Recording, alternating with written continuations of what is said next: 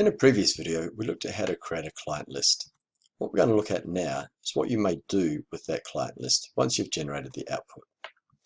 So looking at a client list that was created earlier, we've got one here called no primary email. So again, here's our filters. We only want clients where termination date is not set. We want to know where a primary email does not exist, but at this stage, only for the individuals. The reason being is that we want to market to our individuals, so we need to make sure we have a primary email address. On our output fields, we've selected our client ID, our sort name, our manager, because we're going to send this list to the manager to actually go and update for us, and a field called primary email, so they know what to populate. Once you've built your filter criteria, you use our data sheet here to generate your list.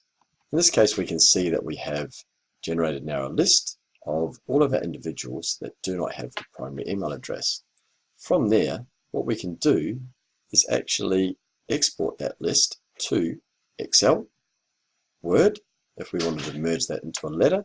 Alternatively, we could email this as an attachment. In this case, we're going to export this list to Excel. Once we do that, Excel will launch in the background, and it will then send that information as we see it on this list to there for us. Once we've got it in Excel, there are a few little editing tools that you might want to use.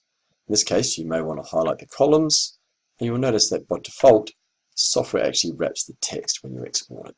So you can select the wrap text function and expand out those fields and make them a little bit bigger. You may choose to apply a filter, so we can go Data, Filter.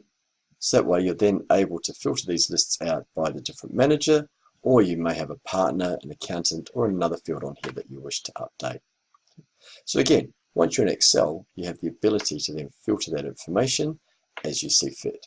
You can then send the spreadsheet off to the manager to update the primary email address. When it comes back, you can simply go to the central console.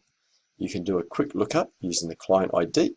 So if we have a look at our central console here, when that opens, on the right-hand side, there is actually the ability to just key in a client ID rather than try and look for the actual record itself. Now, if we look for client ID 57, it's going to bring us to Jane. We can go to addresses, we can select edit and update the primary email field.